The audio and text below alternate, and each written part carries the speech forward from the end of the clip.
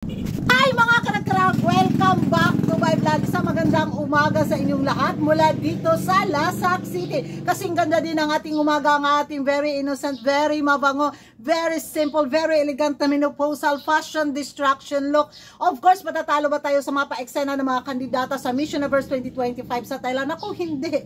Abante tayo mga chismoso at mga chismosa dahil ito na nga ang mga latest na mga chikahan na pinag-uusapan ng mga active na mga chismoso at mga chismosa sa social media na kung saan grabe hindi nagpapaawat, very unstoppable ang ating kandidata sa kanya mga pa-eksena doon, lalo na ang kanya mga pa-styling, mga pa-fashion galore na very yayamanin ang datingan ng ating pambato. Ang ganda ni Atisa Manalo.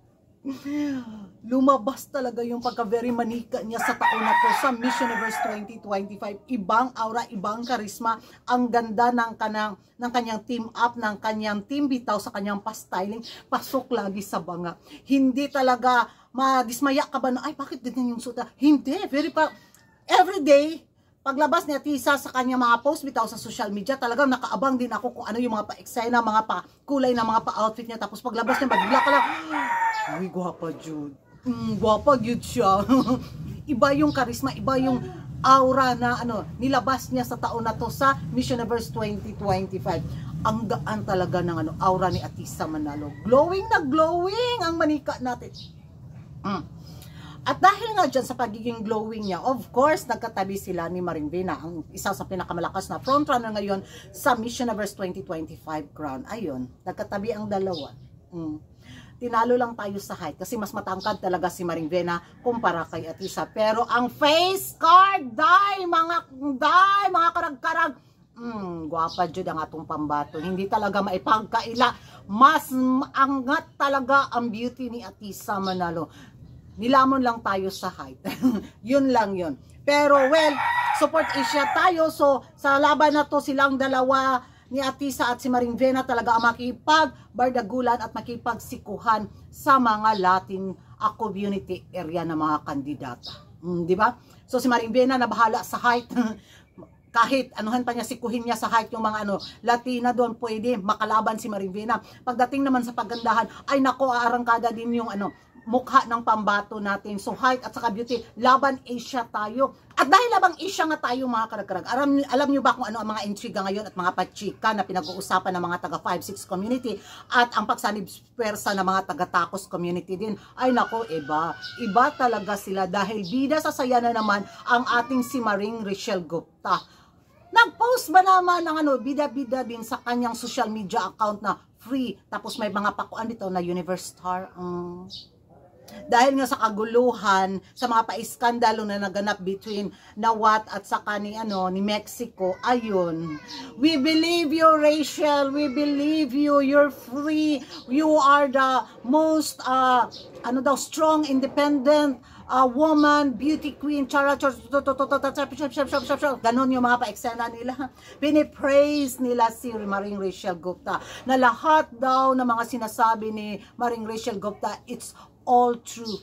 Pawang katotohanan daw.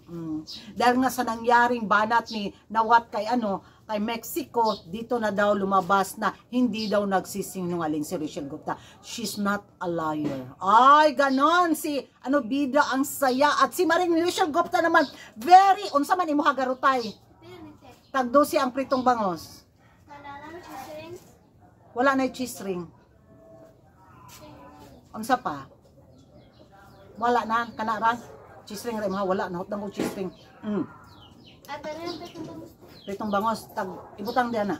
So yun mga karag-karag, para bang naging active yung hemoglobin system galore ni Maring Rachel Gupta dahil sa suportang natanggap niya mula sa taga-takos community. Dahil nga sa pa-eksena ni Nawat at ni Mexico na kung saan very trigger galore ang mga taga-takos community ngayon.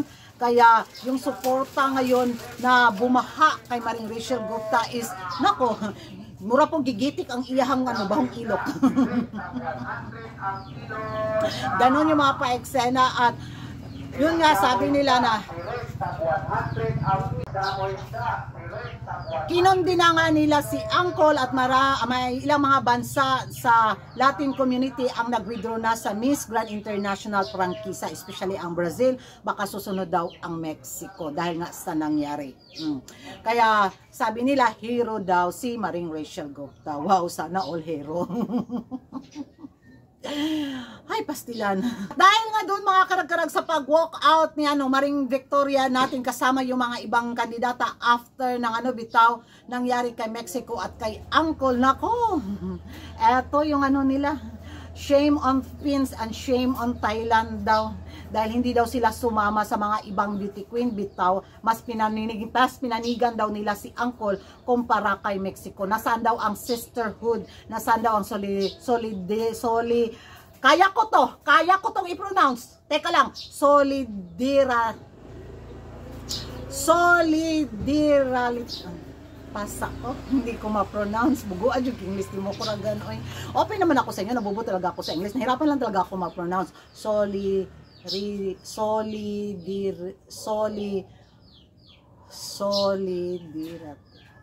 Pas. Ay, bakit kayo na mag-continue sa gusto kong sabihin? O yun yung yun yung words na gusto kong sabihin mga karag-karag. Thank you so much sa pag-pronounce sa akin. Bugod yung kay kakuragag English. So yun na nga, sabi nila, nasaan daw yung tinatawag na empowerment ni Maring Atisa, ni Maring Vena. Hindi daw nila sinusuportan yung kapwa kandidata nila. Hindi daw sila nag-walk out ba? So playing safe daw ang Philippines at Thailand. Of course, they are aiming for the crown daw. Kaya ganoon na lang daw yung pagka-playing safe ng Philippines at ng Thailand. So makikita mo daw sa kulay, sa tunay na ugali na tama daw yung sinasabi ni Maring Rachel Gupta. Uy, kayo nung, ay, pastilan yung taga 5-6 community. Ay, alam yan dyan, gitikon sa mga ilok na baho. Agoy, gitik. May pa, kampi galore pa kayo. Mura man talaga tiko nila pinawamport mga karag-karagoy, tumahalas sa mga taga-takos at taga 5-6 community ba. Away lang man ninyo ni Angkol yan. Huwag nyo nang isama si Atisa at saka si Maring Vena. Ano bang kinalaman ng dalawang kandidata? Kung magwelga kayo hanggang Taj Mahal, hanggang Carter ng Mexico, ay di magwelga kayo ng kayo-kayo lang. Ang dami na namin problema dito sa Pilipinas. Dahil idagdag pa namin yung pag-walk out ninyo. Pamutang na lamang mga tawa sa inyong mga ilok para mahuwasan mo sa inyong kabuang. Kung hero si Rachel Gupta sa inyo, di mag-hero kayo dyan. Huwag niyong idama yung pambato namin na lumalaban ng patas. Kung yung problema ni Mexico kay Angkol at ang problema ni Angkol sa Mexico at sa Miss Universe Organization, problema na nila yun. Wag nang idama yung ibang mga kandidata na walang kinalaman sa kaguluhan na ito. Mga buang-buang jud mo. Gusto namin ng corona, bahala kayo dyan. Kung mag-withdraw kayo sa Miss Universe, problema nyo na yan. Huwag nyo kaming idamay. May paano pa kayong nalalaman, woman empowerment, mga plastikada din kayong dagko. Hey! So, ayun yung mga pa-excited na baka karag-karag sa hanash na mga taga 5-6 community at mga taga-takos. Magiging reaction ko naman mga karag-karag, simple lang.